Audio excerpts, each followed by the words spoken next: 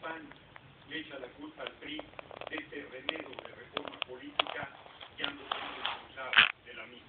La van a votar en un momento más a favor, ambos, la cópula, el PRI y el PAN, porque representan en esencia lo mismo. Sí, representan lo mismo. Miren, están reuniéndose en los oscurito para querer meter la semana que entra por la puerta trasera una reforma laboral contraria a los intereses de los trabajadores. No se los vamos a permitir. Va a ser el último encontronazo brutal que tengamos aquí en la Cámara, pero esa reforma no va a pasar. No vamos a tolerar más atropellos en contra del pueblo de México. Y esta mal llamada reforma política fortalece el presidencialismo porque en su alternancia creen que van a estar siempre nomás el PRI y el PAN. Se equivocan, la izquierda va a gobernar este país y le va a ser acompañada de un poderoso movimiento popular. Y son unos irresponsables porque en vez de abrir mejores condiciones de participación de la gente, están aumentando la presión para que haya una rebelión popular que barra con todo nivel de corrupción y de descomposición que existe en el país. Hoy, ni Peña Nieto ni Josefina Vázquez Mota representan una posibilidad de cambio profundo para el país. Y se representan bien en esta demagogia. No hay iniciativa ciudadana. En el Estado de México cualquier ciudadano puede presentar una iniciativa. A pesar de eso, le pusieron todos los candados que quisieron a esta reforma para hacerla imposible en los hechos. La revocación del mandato totalmente ausente. Desde el siglo XIX, desde 1857, el nigromante Ignacio Ramírez planteaba la revocación del mandato, que todavía además se niegan a poner su nombre en los muros de esta Cámara, una montaña de liberales. Quieren que en lo oscurito el presidente de la República tome protesta y no frente al Congreso en pleno. Quieren sustituirlo con procesos y periodos absolutamente irresponsables que incrementarían la inestabilidad de este país, pero lo digo de otra manera.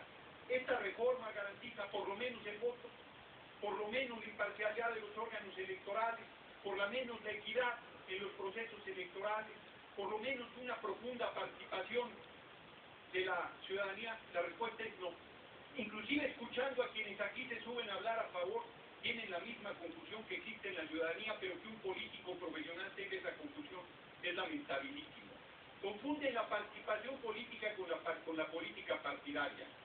Y todos o la inmensa mayoría de quienes se dedican a la política han renunciado a la política, han renunciado al ejercicio de la política, han permitido que se acorrala la política y se han convertido en el mejor de los casos en lamentables administradores de migajas que los privilegiados permiten que ejerzan desde los presupuestos nacionales. Lo que aquí se plantea no va en ningún sentido a mejorar nada. El Distrito Federal merece ser un Estado de la República, una constitución política que sería la más avanzada del país, mayoría de edad, y lo único que hacen es modificarle la cláusula de gobernabilidad, que por mí podrían desaparecerla. La verdad es que esta reforma, lo único aparentemente positivo son las candidaturas independientes, que es una zanahoria para los ciudadanos, porque serán los empresarios y los políticos a quienes os cierre la puerta de nuestras agrupaciones políticas los que usaremos esa figura de las candidaturas independientes.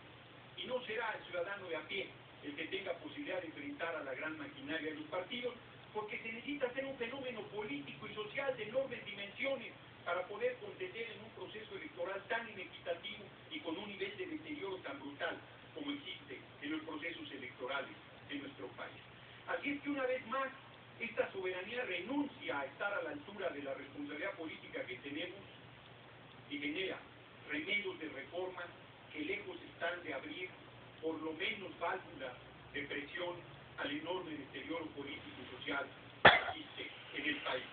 Dimos muchos argumentos muy claros, muy contundentes desde el pasado debate, y hoy lo que fue en su momento un debate muy fuerte, pues hoy es un remedio de debate, es una sesión de trámite, es una sesión para decirle a la ciudadanía que hay supuestos avances que en la realidad no existen. Muchas gracias por su atención, compañeros diputados, compañeras diputadas. Señor diputado, la diputada Lupita Pío quiere formularle una pregunta.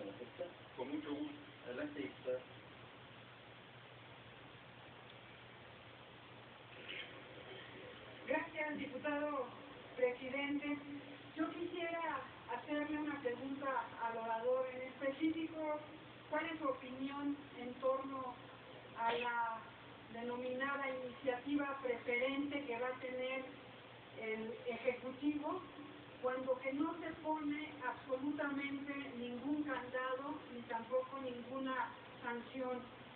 Quiero decir que los países europeos, y podemos poner como ejemplo el caso de Italia, cuando mandan este tipo de iniciativas preferentes, si el Congreso no la aprueba, aquí tiene que dimitir. Y eso es lo que sucedió con el paquete económico que envió Berlusconi al Parlamento.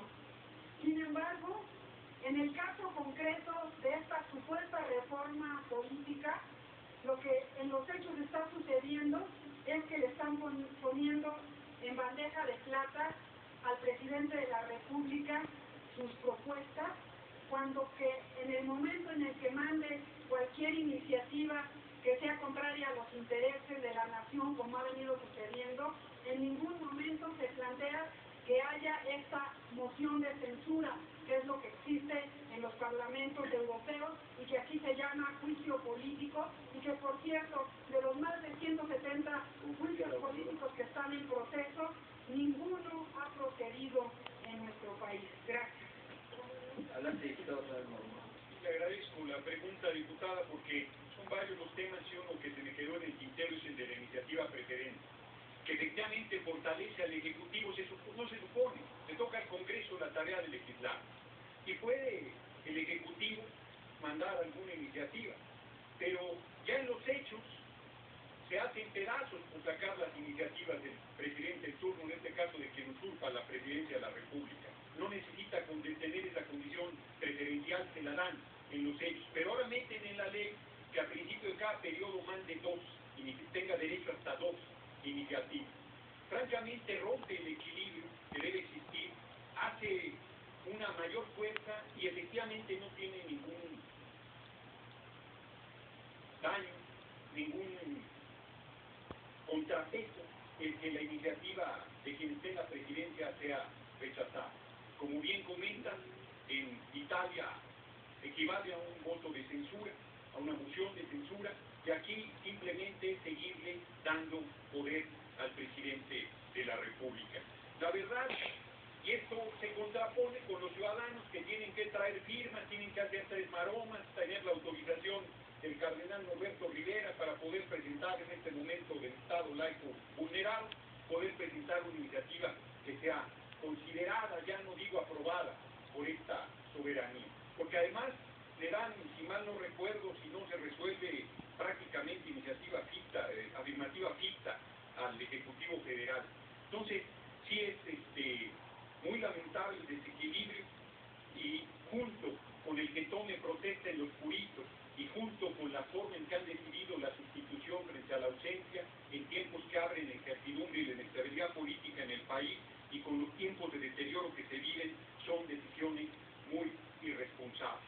Y los medios de comunicación intocables son el poder que hinca al poder político que existe en el país.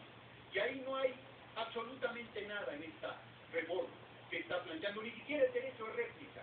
Los medios hoy en día tienen la posibilidad de hacer y deshacer honras y trayectorias sin que pueda haber defensa alguna. Todo el mundo se muere de pavor de enfrentar a este poder que tienen los medios de comunicación, y en esta mal llamada reforma política es otra de las grandes ausencias. En realidad son muchas las ausencias, y reitero, solo acredita lo que es muy evidente, que podrán desgarrarse en las medias, en sus mesas de la verdad, pero la verdad es que el PRI y el PAN representan lo mismo: simulación, mentira, corrupción, falsedad, hipocresía, en un régimen político caduco que no da más para este país. Muchas gracias por su atención, compañeros y compañeras. Tiene la palabra el diputado Gustavo González Hernández para hablar a favor del dictamen hasta por 5 minutos.